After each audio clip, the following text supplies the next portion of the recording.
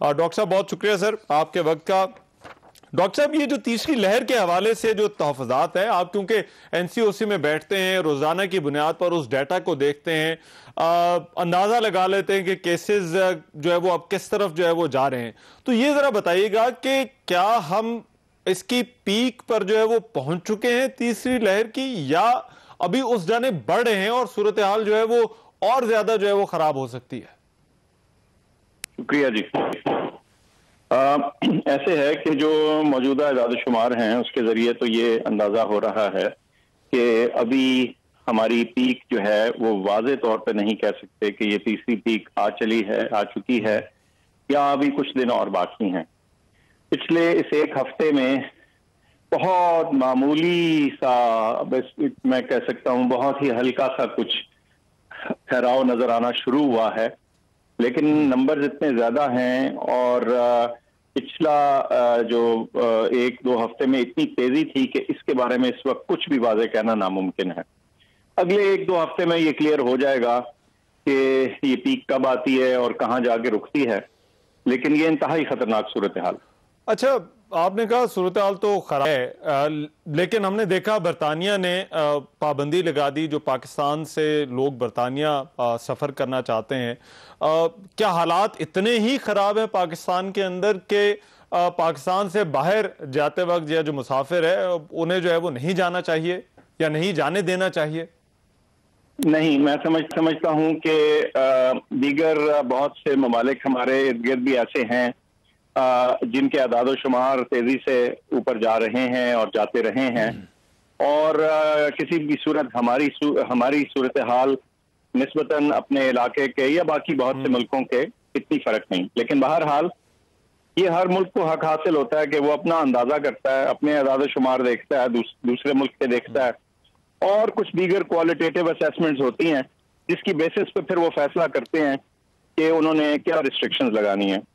याद रहे कि हमने भी, पाकिस्तान ने भी यूके के ऊपर कुछ सीवियर रिस्ट्रिक्शंस लगाई थी 3 हफ्ते के लिए, जब तकरीबन तमाम ट्रैवल जो था ना सिवाय चंद रिस्ट्रिक्टेड कैटेगरीज के वो बंद था। अच्छा। फिर उसको बतदरीज हमने थोड़ा रिलीज किया, और जैसे ये B117 स्ट्रेन जो है ये अमूमी तौर पे फैल गया, बहुत से मुल्कों में हो गया, हमारे मुल्क में भी है, तो फिर हमने यूके को वापस कैटेगरी B में डाल दिया। ये ऊंच नीच चलती रहेगी, लेकिन मैं नहीं समझता कि खुदा ना खास्ता पाकिस्तान के कोई ऐसे हालात हैं कि उस तरह की रिस्ट्रिक्शंस लगाई जाएं। लेकिन मैं ये भी समझता हूं कि ये हर मुल्क का अपना हक है, और ये हक हमारे पास भी है, और ये हम इस हक का इस्तेमाल भी करते हैं। और आजकल हमारा फोकस जो है वो ऐसे ममालिक पे है जहां कदरे ज्यादा खतरनाक जो वेरिएंट्स हैं, जो जनूबी अफ्रीका और जनूबी अमेरिका में पाए जा रहे हैं, तो हमने कुछ ज्यादा रिस्ट्रिक्शंस उन ममालिक की तरफ की है क्योंकि हम समझते हैं कि वहां से बचाव जरूरी है। लेकिन ये मैं बता दूं कि जो आइंदा आने वाले दिन और हफ्ते हैं, इसमें अगर हमने वो थोड़ी एहतियाती तदाबीर बेहतर रखी, जिस तरह की कुछ थोड़ी सी बेहतरी आनी शुरू हुई है और रिस्ट्रिक्शंस में कुछ हमें कुछ किरण नजर आती है बेहतरी की, तो मैं समझता हूं कि ये हमारी जो वबा का वेव है मौजूदा, ये भी नीचे आना शुरू हो जाएगा। अच्छा, और डॉक्टर साहब, ये पहली जो लहर है और दूसरी लहर से आप इस तीसरी लहर का मवाजना किस तरह से करते हैं, और ये भी जरा बताइएगा कि क्या हुकूमत की हिकमत अमली वही है जो पहली लहर और दूसरी लहर पर काबू पाने के लिए थी, या फिर ये, क्योंकि आपने मुख्तलिफ स्ट्रेन्स की भी बात की, तो इस मरतबा कुछ मुख्तलिफ हिकमत अमली भी है? देखिए, जो पहला वेव था, ये दूसरा था, उसमें अमूमी तौर पे जिसको वाइल्ड टाइप बोलते हैं, जो नॉर्मल ओरिजिनल वेरिएंट था, या वेरिएंट नहीं, ओरिजिनल किस्म जो थी वायरस की, वो प्रेडोमिनेंट थी। अच्छा, इस वेव के अंदर हमें लगता है कि ये नए वेरिएंट का भी ये कारफरमा है, इसके अंदर इसका बड़ा गहरा या डायरेक्ट दखल हासिल है। इसमें जहां तक हमारी उसकी क्लिनिकल केयर का ताल्लुक है, उसमें तो हमें कोई ऐसा मेजर चेंज नहीं दिखता। हम समझते हैं कि तकरीबन मोर और लेस उसी तरह से है। अगर आप ग्लोबली देखें तो इस वेरिएंट का फैलाव जरा तेजी से होता है, तकरीबन 50 से 70% के दरमियान लोगों का एस्टिमेट है कि ये पहले वेरिएंट की निस्बत जरा तेजी से फैलता है। और जो इसकी अमवात हैं वो भी स्टेटिस्टिक्स बताती हैं कि थोड़ी सी ज्यादा है। अगर 0.25 की शराब 0.44 के करीब है। अच्छा। तो थोड़ा बहुत फर्क जरूर है, लेकिन हमने कोई ऐसा मेजर चेंज अपने सिस्टम में नहीं देखा। ये थोड़ा सा फर्क शायद हमारे यहाँ भी नजर आ रहा है। कुछ पीछे बहुत गुफ्तगू होती रही कि जी बच्चों में और यंग लोगों में। हमने एनालिसिस किया एनसीओसी में तीनों वेव्स का, और जो शरह है, जो प्रोपोर्शन है, तनासुब जो है जिसमें यंग लोग इसमें इफेक्ट हुए हैं, वो तीनों वेव्स में पाकिस्तान में बराबर बराबर का है। तो आप ये कह रहे हैं कि ये जो बच्चों के केसेस जो रिपोर्ट हो रहे हैं उनमें कोई गैर मामूली इजाफा आप नहीं देख रहे? नहीं, बच्चों के हिसाब से जो इसमें तनासुब है बच्चों का बनिस्बत बड़ों के, वो बिल्कुल वैसा ही है जैसे पहली दो वेव्स में था।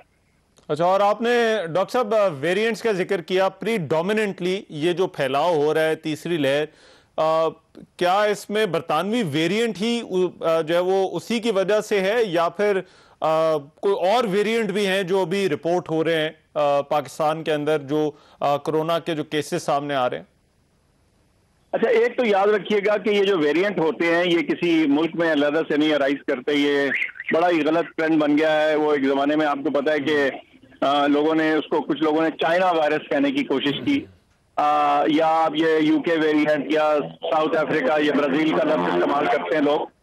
बात ये है कि जो जिस भी मुआशरे में मौजूद होगा, ये बड़ी अहम बात है, जिस भी मुआशरे में मौजूद होगा उसके ऊपर कोई बंदिश या कतगन नहीं म्यूटेशंस का और वेरिएंट्स का। तो ये वेरिएंट हर जगह निकलते रहते हैं। अब देखना सिर्फ ये होता है कि वेरिएंट ऑफ कंसर्न क्या है, यानी कोई ऐसा वेरिएंट तो नहीं आ गया जिसकी वजह से उसकी सूरत हाल तब्दील हो रही हो जरासीम की, अच्छा, वायरस की। तो वो उस तरह के वेरिएंट्स आते रहे। मैं समझता हूँ कि इस वक्त अगर कोई नए वेरिएंट का प्रोपोर्शन है हमारे यहाँ तो ये B117 का है। अच्छा। और इसके अलावा हमें तो दीगर वेरिएंट्स अभी नहीं नजर आए, लेकिन इसके बारे में एनालिसिस चलता रहता है। हमारी नेशनल इंस्टीट्यूट ऑफ हेल्थ की लैब जो है ये एनालाइज करती रहती है, ताकि हमें पता रहे कि अगर कोई और इजाफी खतरा कहीं से आ रहा है तो वो क्या है। लेकिन चूंकि ग्लोबली हमें पता है कि जनूबी अफ्रीका और जनूबी अमेरिका की जो कॉन्टिनेंट्स हैं वहाँ ये मौजूद हैं इजाफी वेरिएंट्स ऑफ कंसर्न, तो इसलिए हमने अपनी ट्रैवल रिस्ट्रिक्शन थोड़ी उस तरफ ज्यादा सख्त कर दी। अच्छा, और डॉक्टर साहब वैक्सीन के हवाले से जरा बताइएगा। अभी अब कमर्शियली तो आपने इजाजत कुछ तो दे दी है, एक तो ये बताइएगा कि उसकी कीमत जो है वो क्या उस पर गवर्नमेंट को सब्सिडी देने का इरादा रखती है कि ज्यादा लोग जो है वो उसको अफोर्ड कर सके, और दूसरा जो अभी आपने जिनकी इजाजत दी है क्या और भी हैं पाइपलाइन में कि और वैक्सीन को भी जो है वो यहाँ पर जो है वो प्राइवेटली या कमर्शियल बुनियादों पर जो है वो अवेलेबल कर दिया जाएगा लोगों के लिए अगर वो चाहें? देखिए, जो हुकूमत का जहां तक ताल्लुक है, हमारी वैक्सीन स्ट्रेटेजी बड़ी क्लियर है।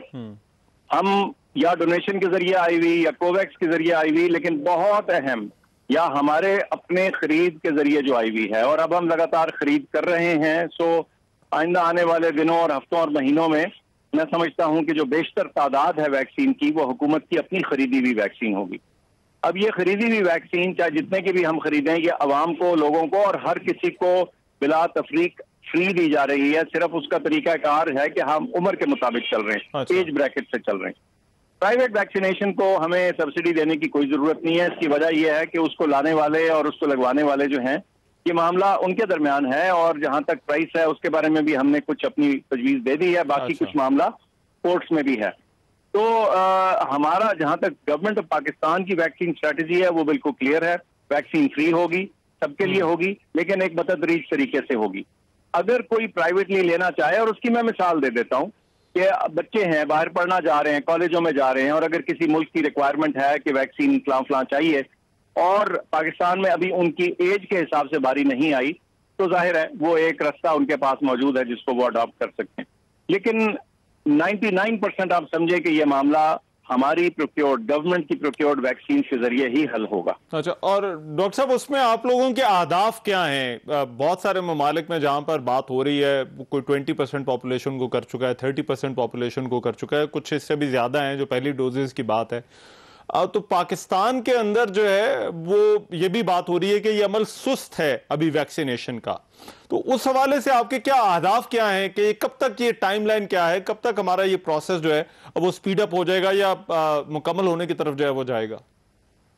जी, मैं बता देता हूँ। देखिए, बड़ा सादी बात है, तकरीबन मिलियन के करीब वैक्सीनेशन होने वाली है। अगले चंद दिनों में हम अपनी 1 मिलियन की जो डोजेस का फिगर है वो क्रॉस कर लेंगे। लेकिन हमारा बड़ा मुल्क है, हम ऐसा मुल्क नहीं जो एक छोटा सा जजीरा हो या छोटी सी आबादी का मुल्क हो। सो इसलिए हमारा 220 मिलियन लोगों का मुल्क है और हमारे यहाँ 100 मिलियन लोग हैं, 10 करोड़ लोग हैं जो इसके लिए एलिजिबल हैं। सो हमें वक्त लगेगा, लेकिन मैं समझता हूँ कि इस साल के आखिर तक जो हमारी बेशतर एलिजिबल पॉपुलेशन है उस तक हम पहुंचने में कामयाब हो जाएंगे। अच्छा। इसमें सिर्फ एक रुकावट आई है, वो वैक्सीन की बर वक्त वसूली थी और उसमें हिचकिचाहट और रुकावट सिर्फ इस वजह से थी क्योंकि वो कोवैक्स की जो वैक्सीन डिलीवर होनी थी वो अभी तक नहीं आई। लेकिन जाहिर है जब हमें उसका अंदाजा हुआ तो हमने फौरन दूसरी डायरेक्शंस में देखा और दीगर सोर्सेज से वैक्सीन मंगा रहे हैं और वो इंशाल्लाह आप देखेंगे कि वो भी बहुत हैवी तादाद में इस्तेमाल होगी और उसका कुछ हिस्सा जो है वो पाकिस्तान में भी फिल होगा। तो हमारी अपनी कैपेबिलिटी भी बढ़ेगी वैक्सीन की प्रोडक्शन के हवाले से। ठीक है। और डॉक्टर साहब बहुत शुक्रिया, डॉक्टर सुल्तान।